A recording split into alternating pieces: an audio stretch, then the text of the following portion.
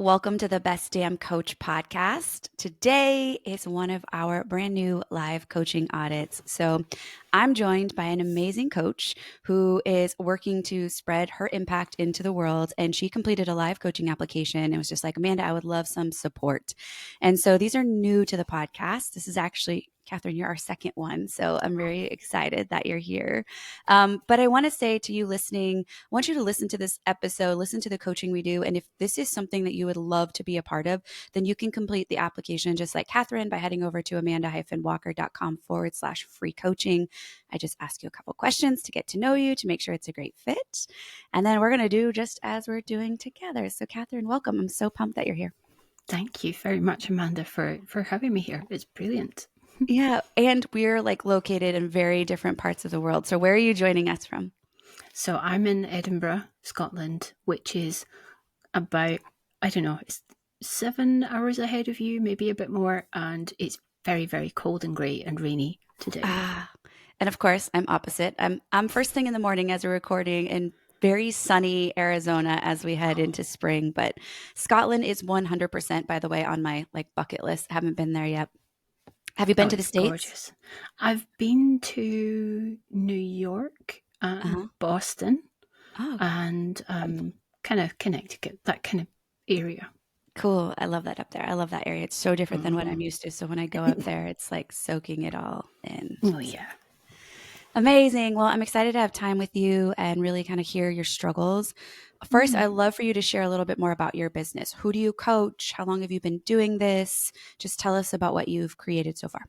Okay, I am an ADHD coach, which means that I was trained specifically to coach people with ADHD. And I always say ADHD is the worst named neurological difference because we have lots of attention and we're not all hyperactive. And it's definitely not a deficit, but our brains work differently. So I trained with ADCA in, 2021. And I've been working for the last 3 or 4 years and I absolutely love it. My clients are just so fantastic. They're amazing. Everybody from teenagers and up. I do a bit of parent coaching, but mostly my clients tend to be self-employed professional women who are kind of creative. And as they head through perimenopause, as their estrogen declines, their ADHD starts to kind of make itself more felt. And what used to be quirks that they could just about work around become really disabling. So they have a diagnosis, they suspect a diagnosis, and then we start to work together because they just don't know what to do with their brain anymore. And what I love is they come in with a laundry list of things to fix, and actually they go away really loving their brain and loving themselves and just, so what? I've got ADHD, big deal. So that's what I do most of the time. That's so interesting. So you're going to have to go back and listen to yourself talk in this episode because one of the opportunities you have, I think, is to solidify your marketing. We're going to talk about this. And you just having this organic conversation with me in the last 30 seconds about what you do, you nailed your marketing, by the way. And I'm going to talk about why your website and some other things don't reflect what you just said and some opportunities around there. But I love the work you're doing. I've actually just seen this as a trend of even friends. I think awareness has increased around opportunities. We're embracing neurodivergence. We're starting to go we're all different and that's good. And, obviously our school systems that we both grew up in are different, but I think the thing that they share is they do try to cookie cutter every child and student the same. And so we go through this educational experience and we, as parents, sometimes don't have the opportunity to diversify because we're working jobs or whatever the demands are. And then we get into adulthood and we're like, oh, we are different and our brain does think different. And what are the opportunities that exist for us to thrive and double down on some of those strengths instead of viewing them, to your point, as a deficit? Absolutely. And I think most of my work focuses on strengths. It's a really strengths-based approach. But at the same time, we have to acknowledge that it is really difficult. And for women especially, there's a huge cultural weight that we are the people who send out birthday cards. We prepare gifts for kids going to parties. We know who's doing which club after school. And we, not every relationship is like that, but enough of them are for us to kind of carry that load. And if you are someone with ADHD who finds planning, organizing, working memory, all of these things a challenge, it's not going to feel good, right? And So over true. time, you end up feeling really bad about yourself. So, Yeah, well said. I'm curious, as you talk about this, like what brought you to this work specifically? Do you have a personal story or a child story or oh, yeah. something? Yeah, I'd love Yeah. to know more about you. Okay. I will try to tell a tight story, which is something we work on in coaching, Of course. in my type of coaching. My daughter was born in 2008, and by 2009, when you think things were different, we only have one child. And when she was 5, she had a diagnosis of autism and ADHD.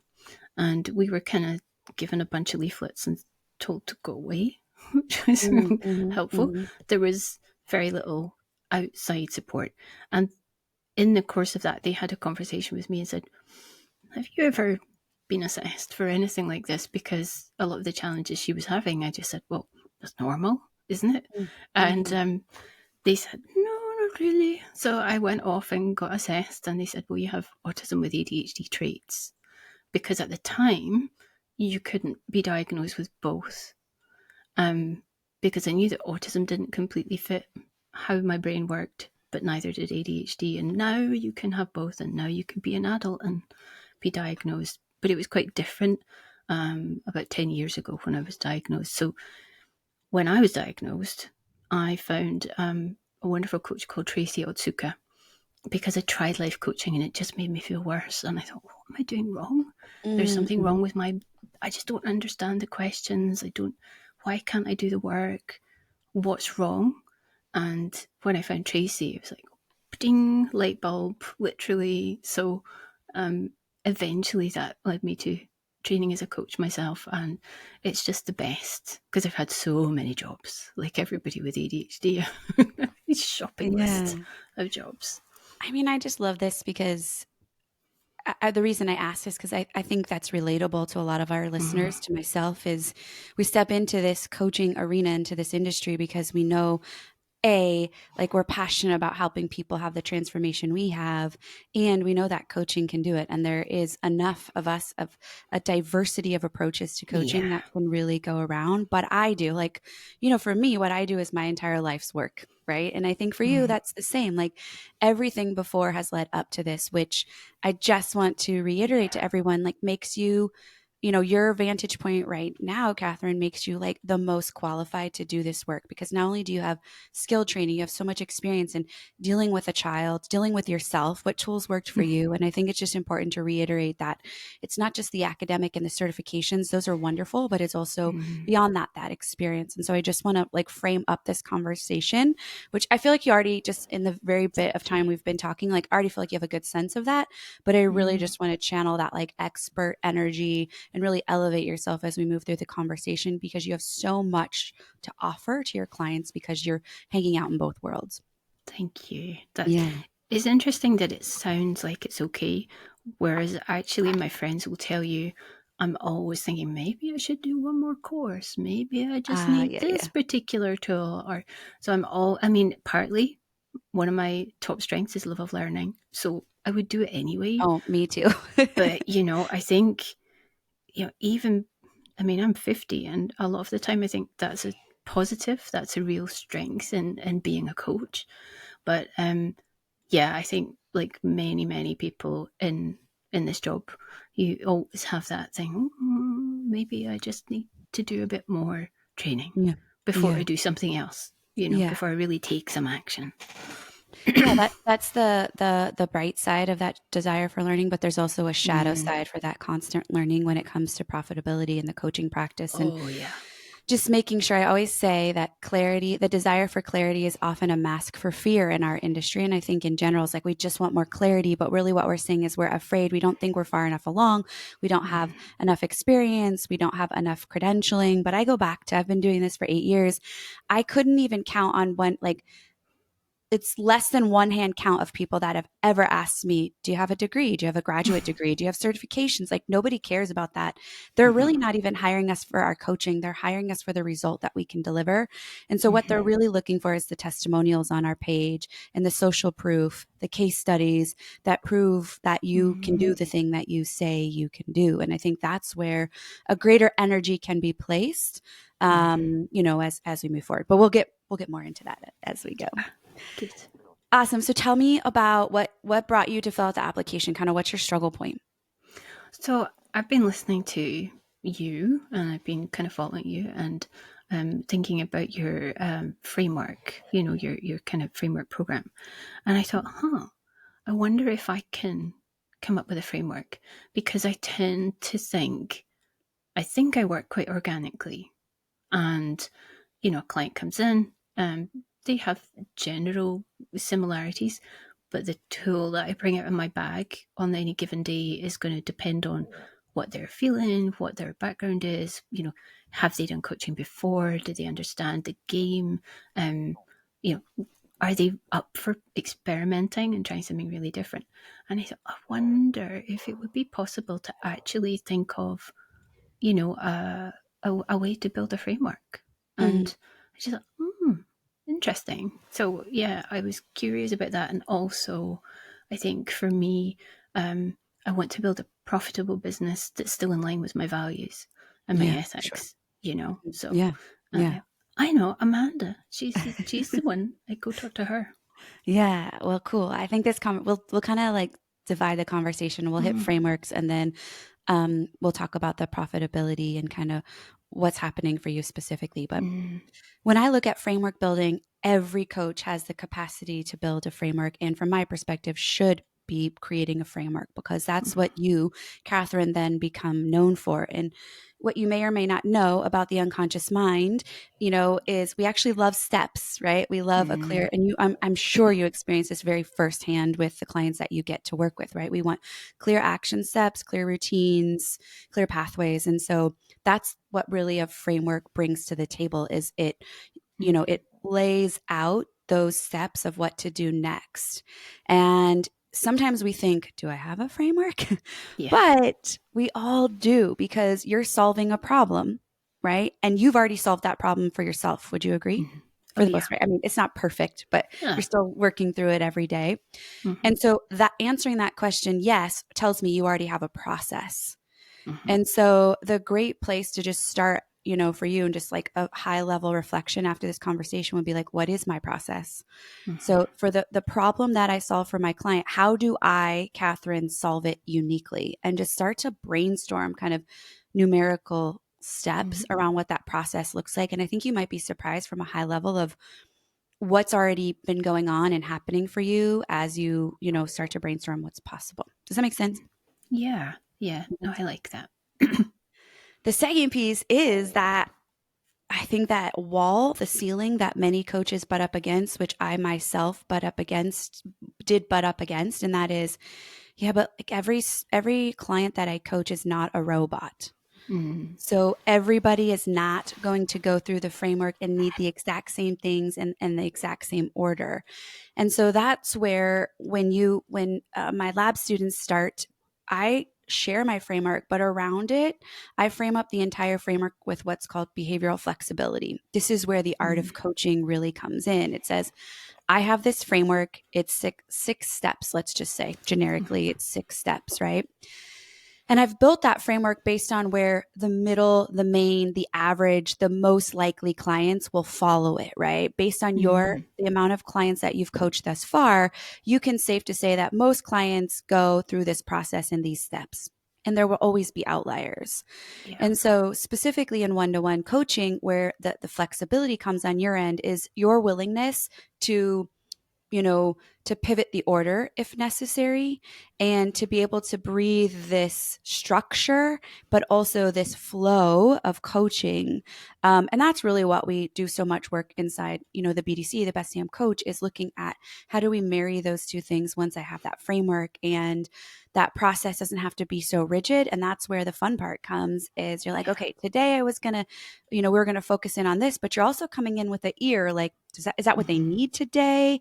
And how am I going to support them to make sure we meet them where they're at, but also follow the structure that we know is proven, proves to create results. Yeah, I like that. Questions around that or thoughts? Well, I think I had one question, which was, normally when I do a coaching conversation, I use a particular model of, coaching conversation. But this is quite different, isn't it? Because I think maybe that's where I was feeling a bit confused in terms of building a framework that's specific to how I work with people. Yeah. And I like the flexibility and the structure, the kind of paths, instead of it being just step by step by step. That was the thing that really worried me, right? Yeah. Was like, how do you do both, essentially, is what I hear you asking. Yeah. And I get that, because like one of my coaching certifications is through the Life Coach School, right? And inside the Life Coach School, we learn a very specific model to walk our clients through.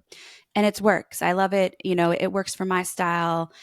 And also, you have to remember that I graduated in my cohort from the Life Coach School years ago with thousands of other coaches who learned the exact same framework.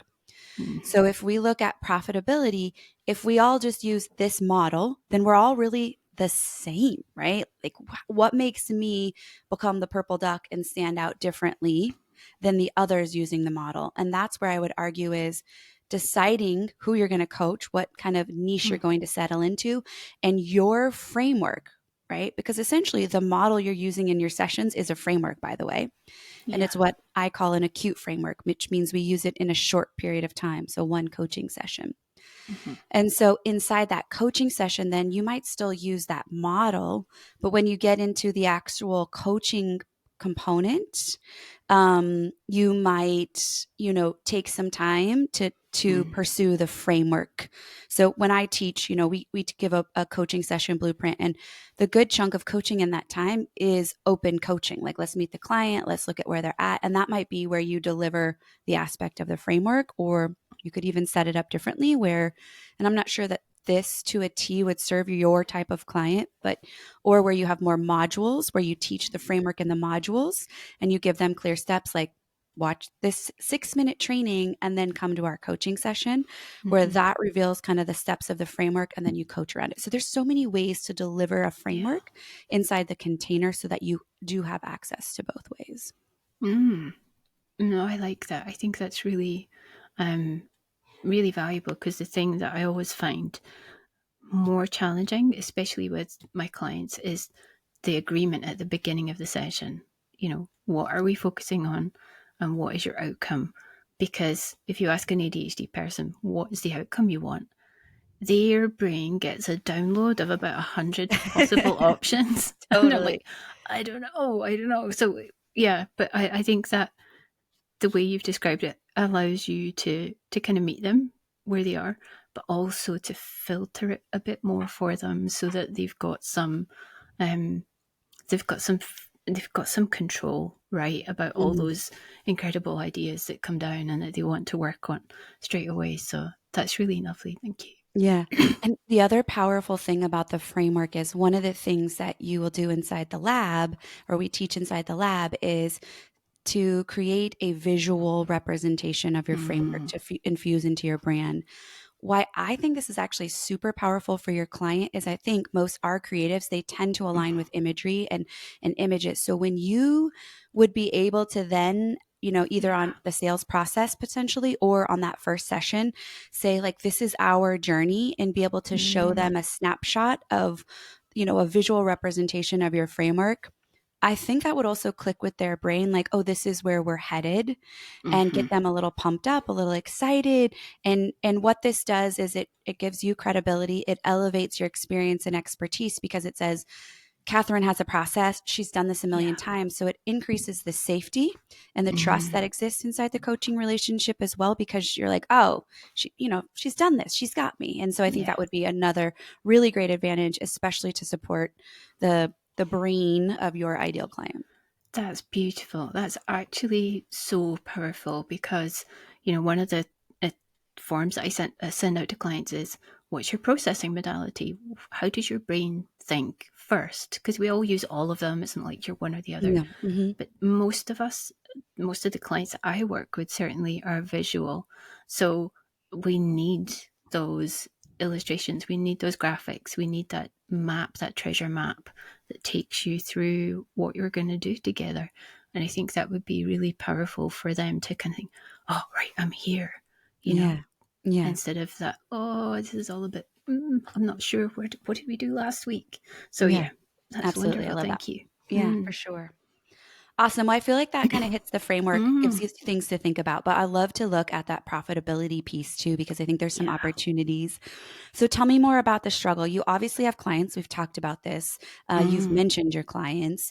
So tell me more. Is it that your roster isn't full enough? Is it that you feel like you have this feast and famine where you get a surge of clients and then no clients? Tell me more about what is happening for you.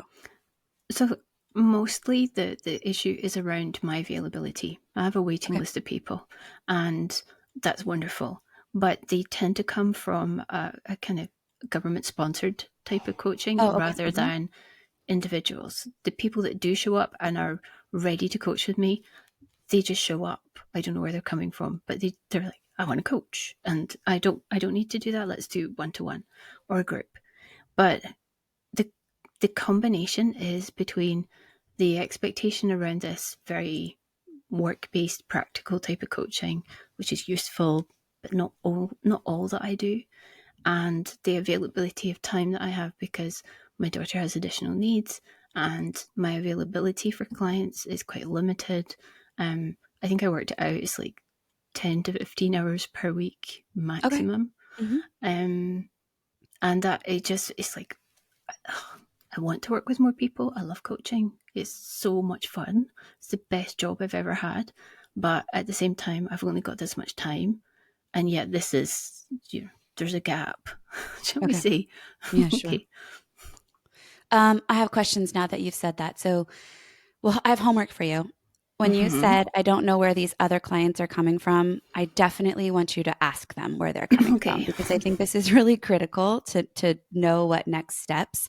So, you have this Mm-hmm. kind of government funded program, which can be beautiful. I have other clients who also experience this kind of direct, referral Mm. structure into their business. And then you have kind of these more independent clients. And so, are you charging the same investment to both sides? No, because there's a ceiling on what the government will Mhm. offer. And it's like, at the moment, is 12 sessions per year. Okay. Um, and what I like to do with the one-to-one clients is give them a bit more support, a bit more flexibility, and it feels a bit more like this is an ongoing relationship, a partnership that we can continue as long as it's useful for you. Whereas with the one that I'm trying to move away from, which is the government funded one, Mhm. there's like this expectation that you will have X result by session 6. And I'm like, that's possible, but I can't guarantee it. And then Mhm. that creates this kind of inner um, incongruence between what I want to do, which is really get in there and coach and Yeah. watch them grow and have all these amazing discoveries and recognize how fabulous they are. And then, but it's like we're both watching the clock at the same time. Mhm. Mhm. So, Yeah. yeah, Okay. sorry, that That's wasn't helpful. very clear. No, no, that's actually really helpful because I've found that when there's kind of more of a government referral structure, that the profit cap it exists, right? Mm, And so it's great because it's dependable revenue, and you keep getting these referrals. But really, we get into this situation where you're trading time for money, and you're not able to mm, charge in a way that best supports you and the client. Because when we know we have limited, and I actually don't think 10 to 15 hours of coaching is like a wee amount. I No. think that's like 2 solid, 7-hour coaching days, which I find energetically, because I've been on the big side of that where I've been coaching 25 hours a week. I've found that that's really Mm-hmm. my capacity. And then I've obviously scaled way back now and do basically no one-to-one. Um, is that's actually a sweet spot. I think it's manageable whether you break it up into two Yeah. 7-hour days or, 3 or 4 hours over a course of 3 or 4 days. That's totally up to you. But I think energetically that keeps you Mm-hmm. also at your best self and in a way to deliver. I think Mm-hmm. when it comes to creating profit around that time, the conversation then becomes more about we can make more money by increasing leads, right? Serving more people, increasing our prices essentially. And so I wonder if it's starting to get more clarity around where are those one-off independent clients coming from and how do I get Mm-hmm. more of them, and shifting that offer structure to two things: an increase in price, but also a solidified container. Mm-hmm. And what I mean by that is I see coaches, they just like kind of what you're saying is they want to keep delivering value, and it's like as long as it's good for you, great. But what that doesn't do for us as a practitioner is create security and income, because we're like, are they going to cancel next month or are they going to keep going next month? Yeah. Does that sound familiar Yeah. for you? Definitely. Definitely. And it's also like, I think for them, I was reading something that, oh, sorry, I was reading something that you had written earlier about the the kind of impact in terms of client taking action.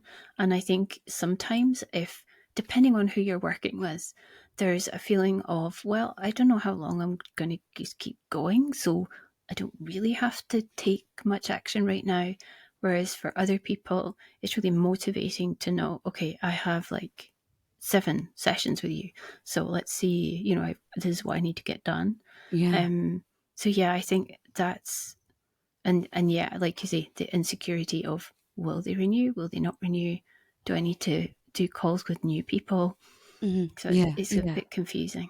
Yeah, I think it's going to be new initially. What I would do after this conversation is just kind of process what feels aligned for you, but really evaluate what kind of container really serves the kind of work you're doing. Is it Mm, 3 months with, X sessions week, 1 session a week, or 6 months every other week, or whatever feels good for you. It's not that there's no right way around this. It's really up to the type of work we do, your your availability. But if mm-hmm, you're seeing somebody every other week, that also does, by the way, increase the caseload you can carry, right? Because you're not mm-hmm, seeing the same 15 clients every week. You're able to say like 30 clients if you were to fill all of those spots. So that also increases profitability, by the way. But mm-hmm, then you're thinking, all right, so when I look at what I'm charging now, if I were to just start on that base price and kind of see what might like a 3-month container look like, and then also shift that pricing. I just talked about this on my webinar. One of the mistakes that coaches often do is charge hourly. So what mm-hmm, that unconsciously says is Kathryn is worth X dollars an hour. And we really want to shift out of that model, because what we're creating is an entire life transformation. These women are going to, I think maybe it's just, I'm assuming, I think you said just women, but these women are going to walk away with an entirely new outlook and process to maneuver through their life in a more successful way. Like that is that is yeah, just worth, everything. And so we want to also price the structure so there is a transformation. So there's a little bit more skin in the game. Like you said, there's a little bit more like, I want to take action. I want to utilize mm-hmm, my clients will always be like, I got to take advantage of everything I have with you. Right.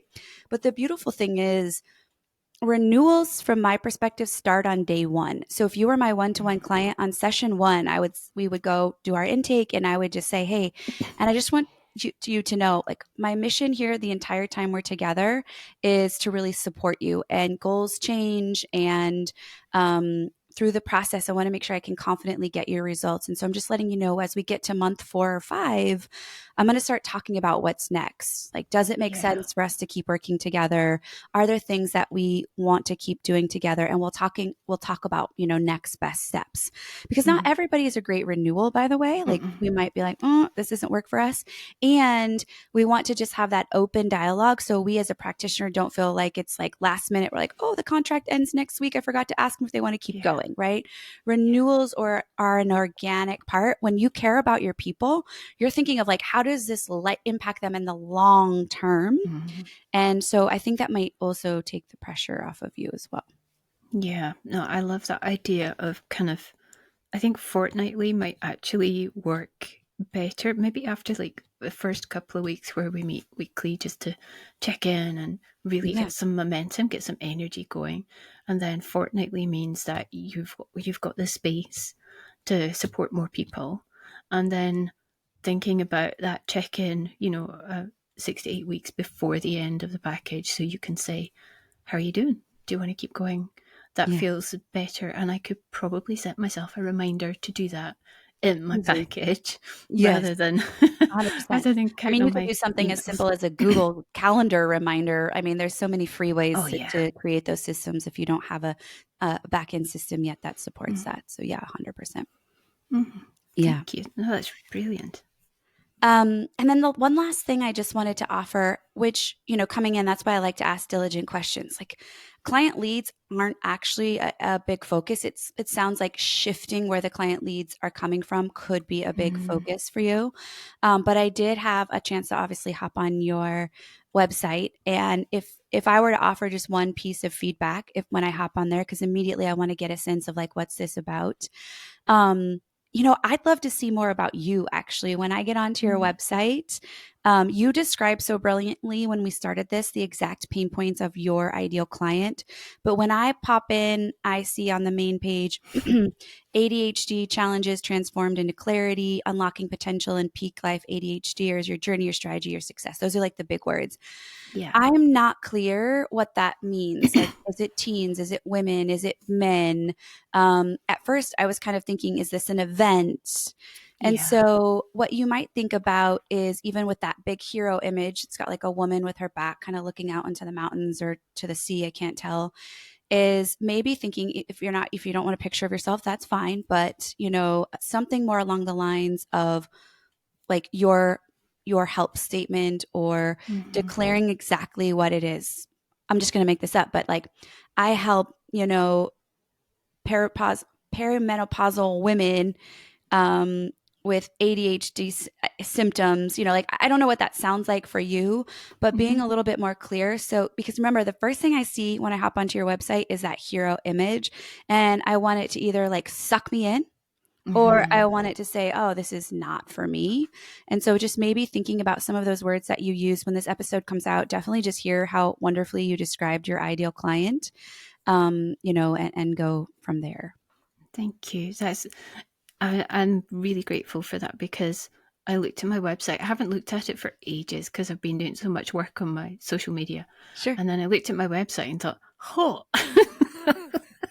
I need to do some housekeeping there. It's true. It's not working for me, And it you may know. not be relevant. Like you may not have a lot of visitors to your website, so that's okay. It doesn't have to, but I think that you're I do. getting a lot of clarity now and Mm, you're very on point with the challenges. And so you just want to create brand congruency so that what I mm. see in social represented on your website, your podcast, like you're doing a lot of wonderful things. So, No, that's so yeah. helpful. Thank Yeah. you. And then just the final piece is that scalability, going back to our Mm, initial, like why a framework? Well, a framework is also going to create scalable offers. And when you're time capped, like you're noticing, I only have 15 hours a week or whatever it yeah. is the next best step could be, or if you aren't already doing this, which we didn't touch on, is really looking at that. Can I take this framework and move it into a one to many program where I can Mm, coach 5 to 10 or however many people at a time and really create that transformation, right? And I'm such a fan of coaching one to one to get all that experience under your belt. And then, perhaps it's that time to start creating launch strategies around filling group mm, programs, or, maybe I don't know what the government agreement is, but maybe that lower ticket profit that's coming from government work, those women mm. go into more scalable offer because that would be more like worth your time value. Yeah. And then the, one-to-one coaching is reserved for some of those private people that seek you out. Yeah. No, that's a really really useful idea. I did start a group, and they're so wonderful. I absolutely love them. But I think it definitely needs the framework. It needs the clarity, because it just kind of went, oh, let's just keep going. And I'm like, okay, can't really do that. So I love the idea of using that framework for a group. And I think the clients would get such value from Yeah. being with other people, other women, having those experiences and really feeling at ease talking about how difficult the stuff that we are, in quotes, should be able to manage at our age, and we can't, and knowing that other people are like that. So I think that would actually be really, really powerful for them as well. So I love I that. love it. Thank you. Yeah.